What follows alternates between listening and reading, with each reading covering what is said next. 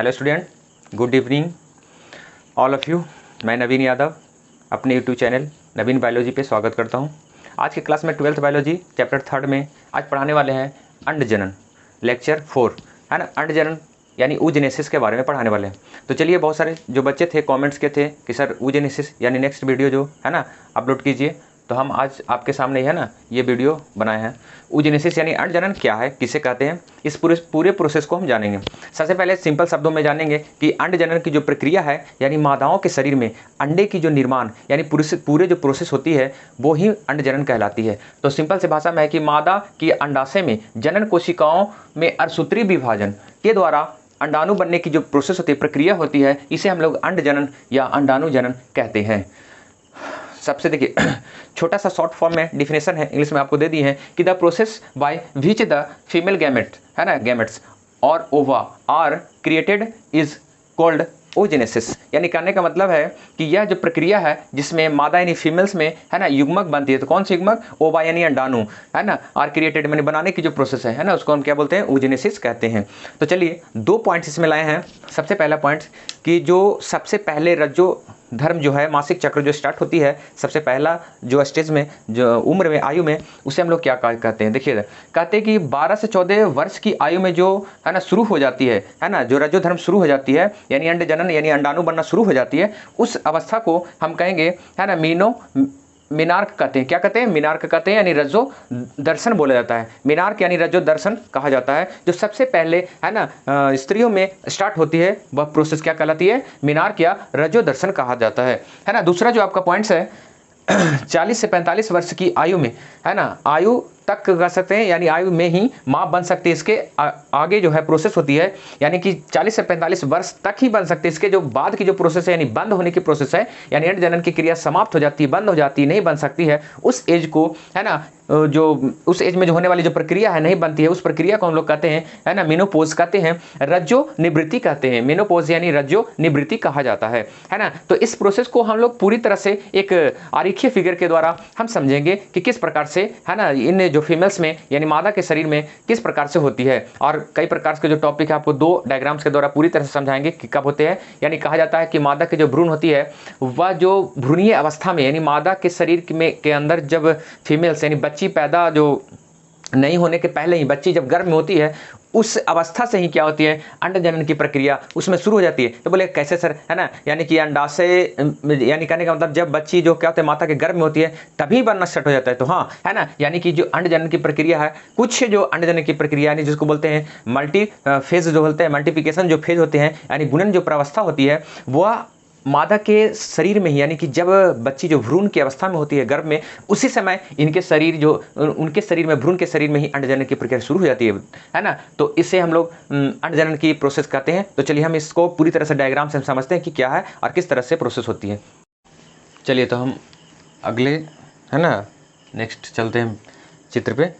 अब यहाँ से हम देखेंगे कि अंडजनन की जो प्रक्रिया है वो किस तरह से है ना और किस प्रोसेस से होकर गुजर रही है। तो सबसे पहले देखिए कि इनमें जो पाए जाने वाले अंडाशय जब भ्रूणीय अवस्था में ही जब अंडाशय जो बनती है, तो उस अवस्था में ही अंडाशय के अंदर एक जो क्या कह सकते हैं, जो पुरानी जो सबसे पहले प्राथमिक जो प्राइमोडियल जो सेल होती है वो जर्म सेल यानी जन्म यानी जर्न कोशिका जो होती है सबसे पहले ही उपस्थित होती है, जो छोटी छोटी संरचना में पाई जाती है। यह देखिएगा जब बच्चे 6 माह की होती है यानी जब भ्रूण जो होती है माता के गर्भ में, जो माता के गर्भ में जो बच्चे हैं 6 महीने के होंगे, वो सही उनके जो अंडाशय में क्या होती है, यह क्रिया स्टार्ट हो जाती है। कौन सी? अंडजनन। यानी प्राइमोडियल सेल जो होती है ना, प्रारंभिक जो जनन कोशिकाएँ हैं, उन्हें बहुत सारे जो क्या होती है कोशिकाएँ विभाजित होकर बहुत सारे कोशिका बनाने लगती है। देखिए जो कहने का मतलब है कि ये मानता नहीं है ना, ये जो सेल है जो 6 महीने के है ना उपरांत ही यह बहुत सारी क्रियाएं जो क्या कर लेती है, चालू करने लगती है ना, चालू कर देती है।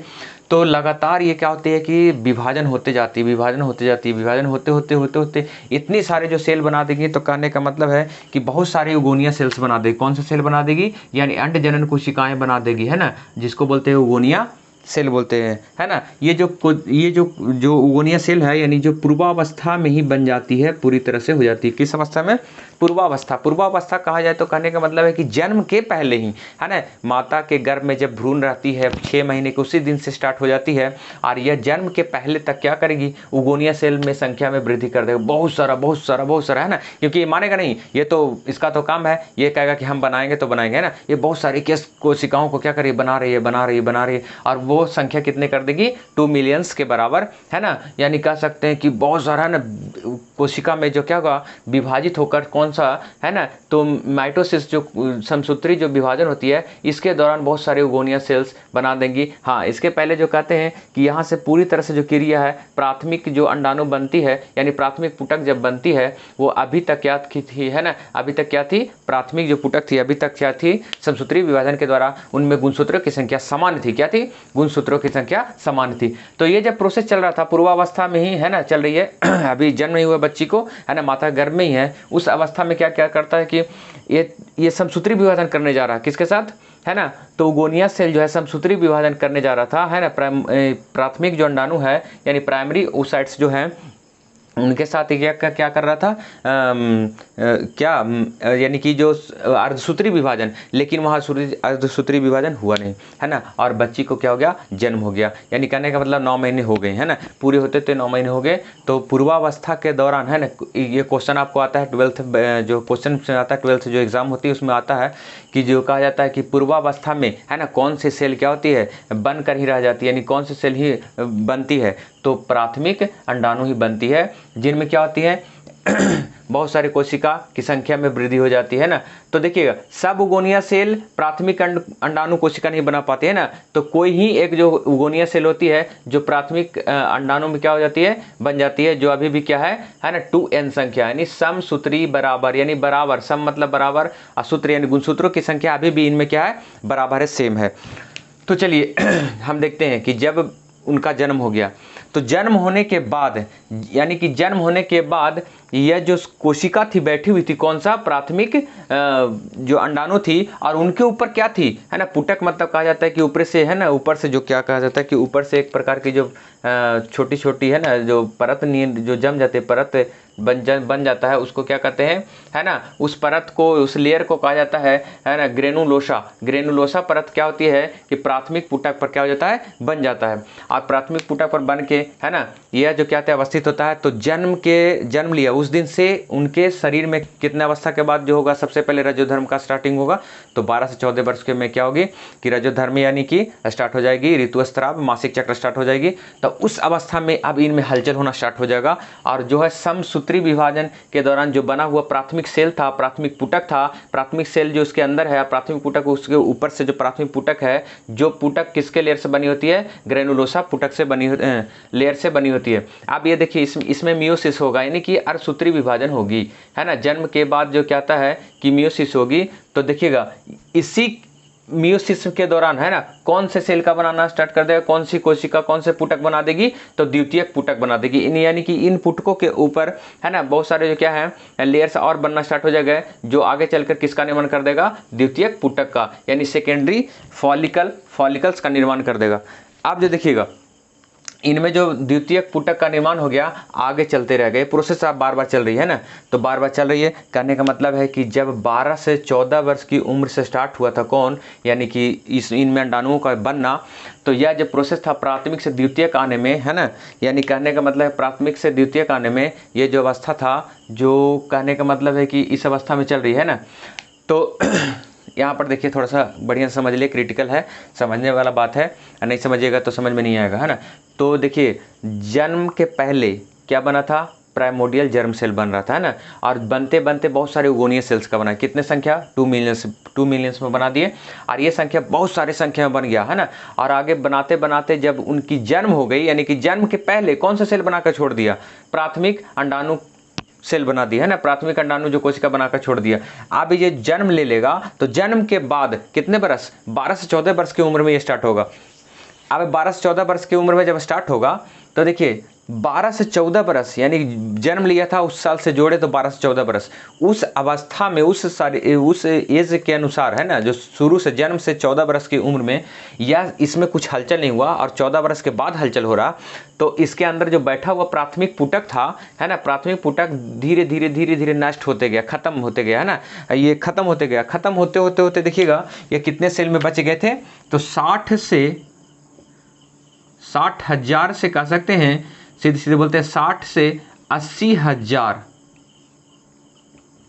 है ना संख्या में बच गए। और वही है जो आगे चलकर द्वितीयक पुटक में या द्वितीयक अंडक यानी सेकेंडरी ओसाइट्स और सेकेंडरी है ना फॉलिकल्स में बदल जाएगी है ना।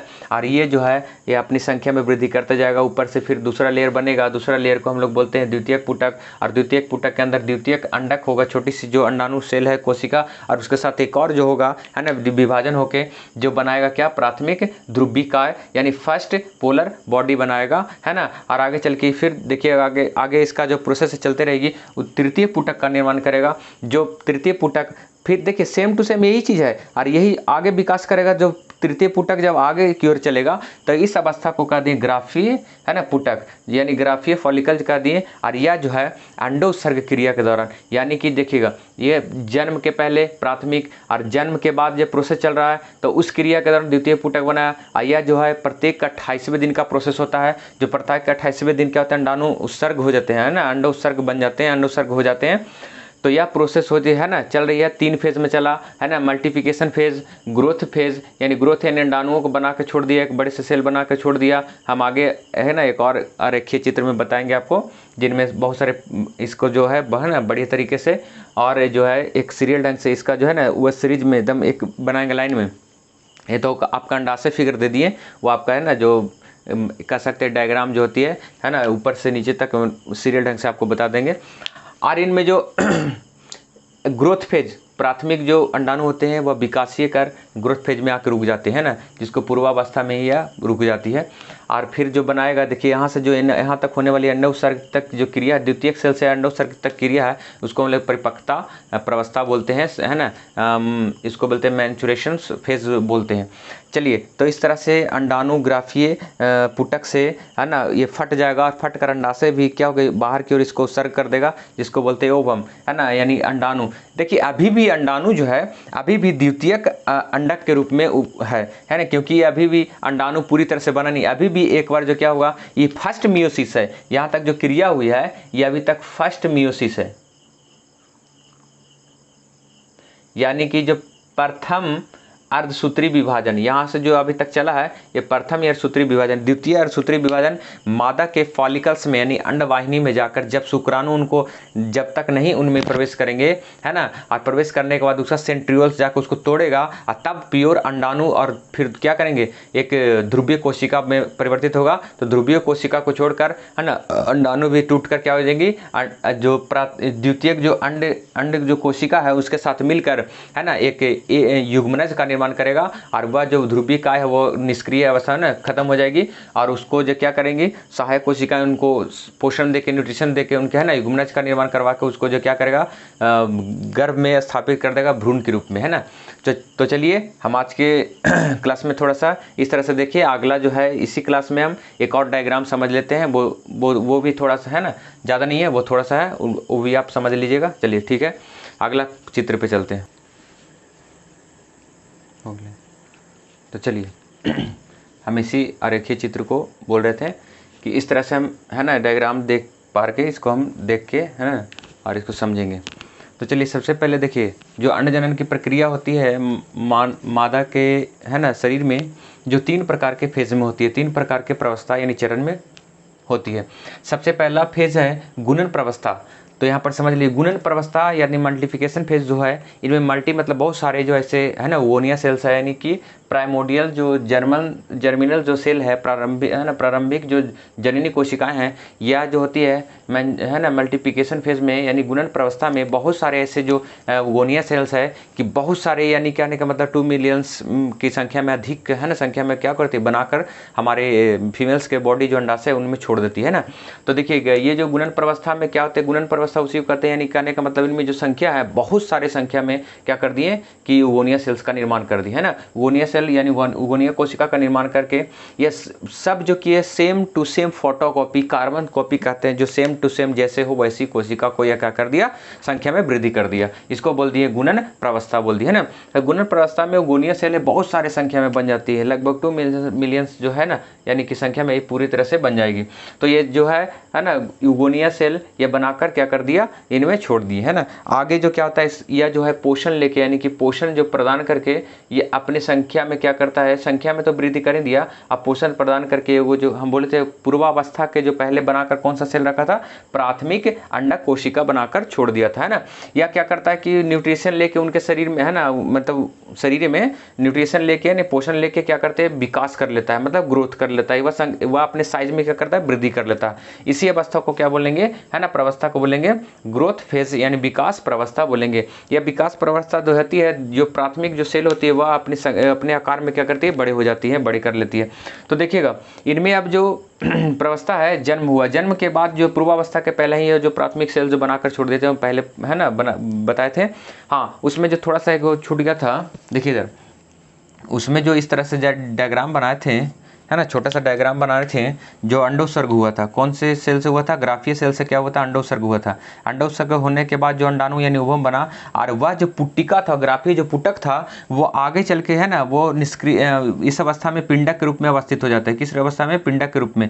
हम लिखाएंगे कि कॉपर सिल्यूटियम, है ना, इसके जो पहले वाला जो कह सकते हैं कि पहले वाला फिगर में उसमें देख लीजिएगा, जो ये जो ग्राफीय जो पुटक था वो आगे चल के जो पुटक जो जिसमें से अंडाणु निकल जाते हैं वो ऐसे ही जो क्या होते हैं, पुटक के रूप में, पिंड के रूप में अवस्थित हो जाते हैं, जिसे हम लोग बोलते हैं पित्त पिंड बोलते हैं। क्या बोलते हैं, पित्त पिंड, या इसको बोला जाता है कॉपर ल्यूटियम्स। वह ग्रंथि में परिवर्तित हो जाए, अंतःस्रावी ग्रंथि में क्या हो जाएंगे, बदल जाएंगे, जिसको बोलेंगे कॉपर ल्यूटियम्स ग्रंथि बोलेंगे। वह क्या करता है कि प्रोजेस्टेरॉन हार्मोन का स्राव करेगा, है ना, वो क्या करेगा, प्रोजेस्टेरॉन हार्मोन का स्राव करेगा, जो गर्भाशय में जाने के बाद भ्रूणीय अवस्था को क्या करेगा, वो सपोर्ट करने का काम करेगा, पोषण प्रदान करवाने का कार्य करेगा, है ना, उनको विकासीय में क्या करेगा, सहयोग करेगा।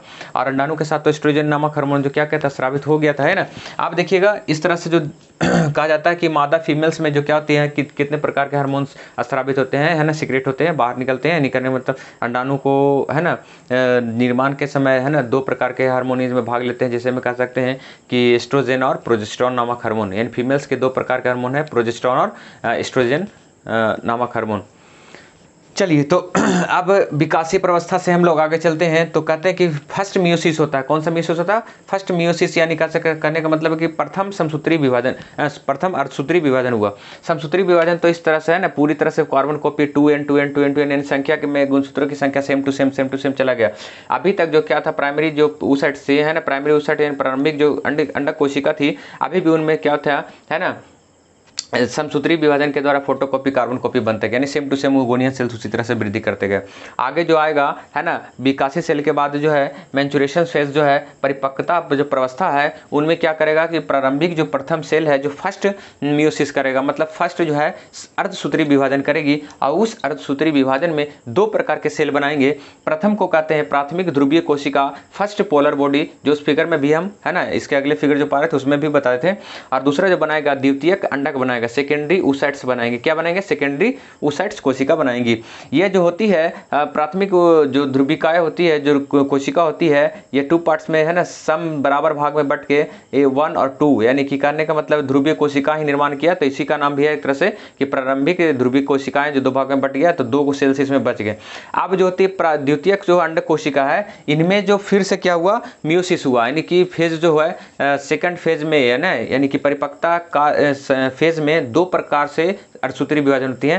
फर्स्ट में हुआ तो द्वितीयक अंड कोशिका बना दिए। अब ये द्वितीयक अंड कोशिका ही वहाँ जो हुआ, है ना, पहला जो फिगर बताए थे उसमें क्या हुआ था, अंडोत्सर्ग हुआ था, द्वितीयक अंडक के अंडोत्सर्ग हुआ, और वो जाकर कहाँ होती है, फैलोपियन ट्यूब में ठहरती है। अब फैलोपियन ट्यूब का, है ना, फैलोपियन ट्यूब में रुक कर, है ना, अंडाणुओं का, शुक्राणुओं का क्या करते हैं, इंतजार करता है, क्योंकि शुक्राणु तब तक नहीं आएगा, है ना, जब तक उसमें क्या कहते हैं, रिप्रोडक्शन जो होती है, सेक्सुअल रिप्रोडक्शन नहीं होता है। उसके दौरान जब शुक्राणु आएंगे तो उनके फैलोपियन ट्यूब में पहुंचेगा और वहाँ आने के बाद ही यानी कि जैसे आएंगे आने के बाद वह क्या करेंगे, अंडाणु से क्या करेंगे, संलग्न हो जाएंगे, मिलन करेंगे और वह अंडाणु को क्या करेगा, शुक्राणु है ना, उस परत को तोड़कर अंदर प्रवेश करेगा और सेकेंडरी उस साइड्स में से है ना 2 प्रकार के सेल क्या हो जाते हैं, विभाजित होते हैं। क्योंकि उनमें देखिए शुक्राणु हम पढ़ा देते थे, स्पर्मोजेनेसिस, जो शुक्राणु होते हैं उनके आकार है ना, उनका आकार भी पढ़ाए थे। जो ग्रीवा जो भाग होती है उन पे 2 प्रकार के सेंट्रियोल्स पाए जाते हैं, है ना। वो क्या करती है कि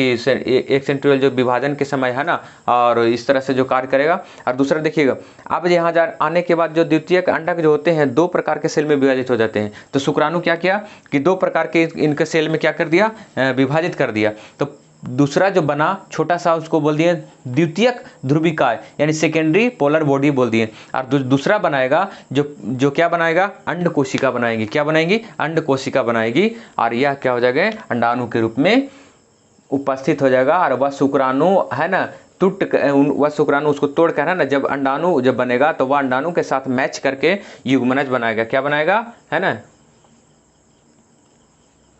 युग्मनज यानी कह सकते हैं जायगोट बनाएगा। और यह जायगोट जो होती है धीरे धीरे विकासीय करके भ्रूण की अवस्था में हो जाएगा और वह जो फैलोपियन ट्यूब से आकर गर्भावस्था में गर्भारोपण के रूप में उपस्थित हो जाएगा, है ना। और इसी तरह से क्या होंगी, उनमें अंड जनन की प्रोसेस, अंड जनन की प्रक्रिया है ना संपन्न हो जाती है। तो चलिए आज के वीडियो में हम ना इतना ही रहने देते हैं। अगले नेक्स्ट वीडियो में हम लाएंगे इसके जो अगले टॉपिक है वह वीडियो हम आपके सामने है ना लाएंगे। तो चलिए आज के लिए इतना ही रह देता है। जय हिंद, जय भारत।